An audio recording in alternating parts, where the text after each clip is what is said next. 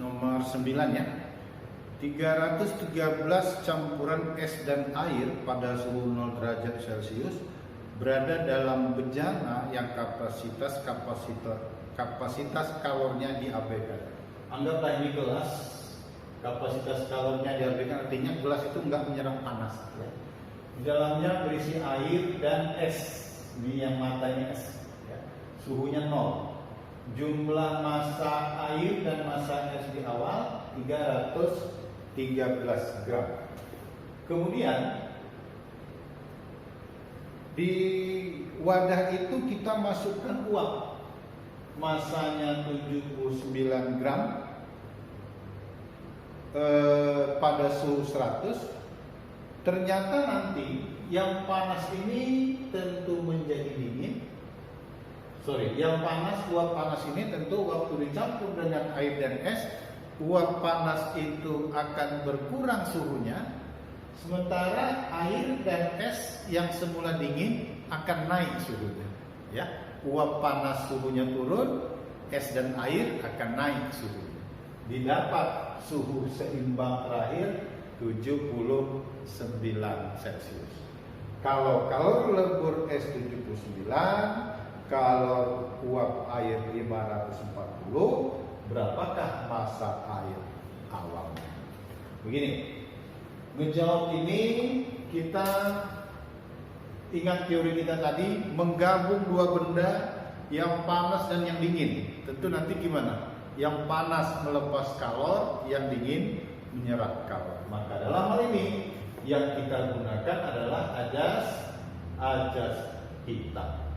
Bahwasannya kalor yang lepas nilainya nanti sama dengan kalor yang diterima atau yang diserap. Ingat, yang melepas suhu yang panas. Dalam hal ini yang melepas siapa? Uap. Kemudian yang menyerap siapa? Campuran es dan air. Kenapa? Karena es dan air suhunya lebih dingin. Oke, baik. Si uap ini pada suhu 100 Celcius. Ingat, perubahan wujud di suhu 100. Pertama, uap akan berubah jadi air. Ya, dibutuhkan kalor laten, dibutuhkan kalor laten, ya kan? Katakanlah Q berapa ya? Q1 lah. Atau kita buat Q4 ya. Ya, Q4. Kemudian Q4 ini uap berubah jadi air. Ya, satu. Kemudian uap yang sudah jadi air akan turun suhunya, katakanlah menjadi Q5. Ya, ini uap berubah wujud jadi air. Q5, air yang berasal dari uap yang suhunya turun. Ya, ini akan diterima oleh es. Ya, diterima oleh es. Pertama, kalornya katakanlah Q2, melebur es jadi air.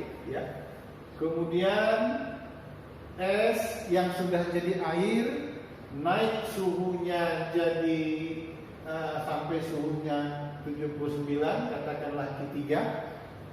Selanjutnya nanti air sendiri yang tadinya 0 suhunya naik ke atas, kita katakanlah Q3 aksen. Ya, jadi yang melepas ada 2, yang menyerap ada 3. Kita lihat Q4 ini uap yang berubah jadi air. Sementara Q5 air yang suhunya turun sampai kondisi akhir. Q2 katakanlah es yang berubah jadi air. Kemudian Q3 air yang berasal dari es suhunya naik. Sementara Q4 air itu sendiri yang suhunya naik. Yang ini air yang berasal dari es. Sementara ini air yang suhunya naik. Oke, sekarang kita lihat. uap jadi air, berarti M uap dikali dengan kalor uap. 1. 2.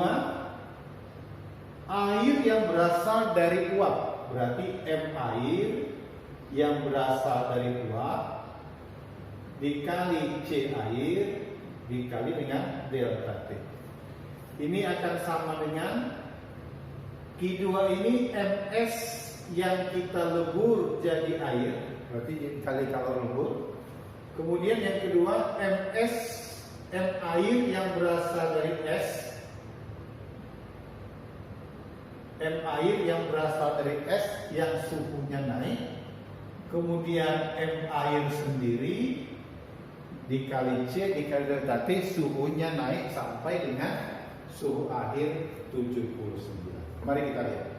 M uapnya 79 dikali kalor uapnya 540 dijumlah dengan massa air yang berasal dari uap, berarti massanya 79, C airnya 1 kali delta T, suhu awalnya 100, suhu akhirnya 79. Berarti ini 100 dikurang dengan 79.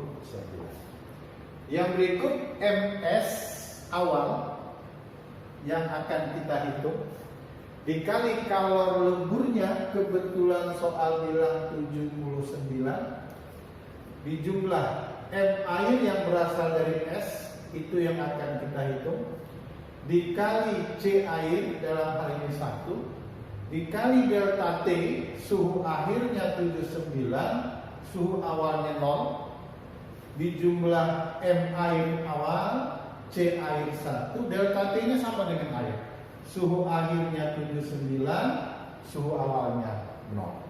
Nah sekarang coba perhatikan, setiap suku punya 79, maka setiap suku dibagi 79.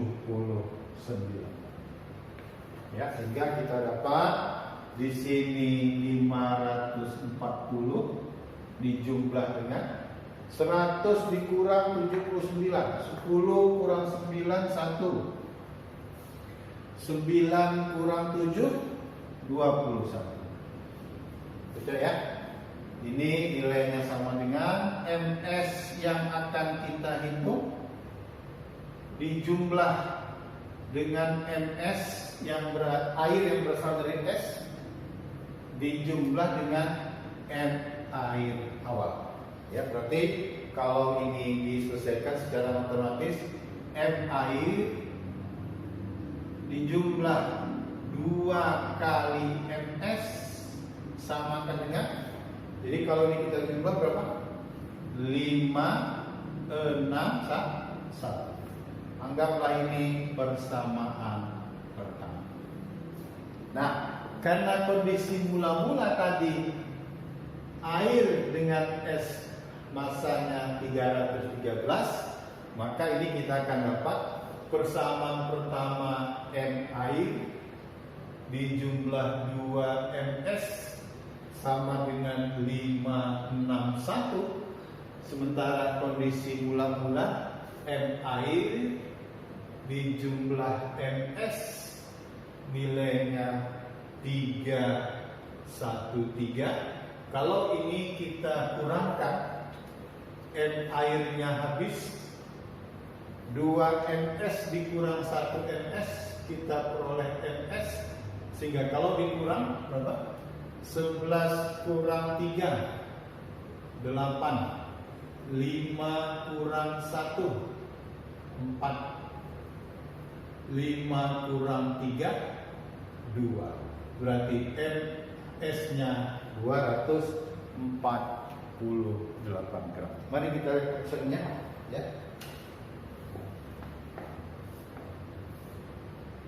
Maaf, yang ditanya bukan MS, tapi yang ditanya M air, sorry ya. Berarti kalau ini MS-nya, maka kalau mau cari air gimana?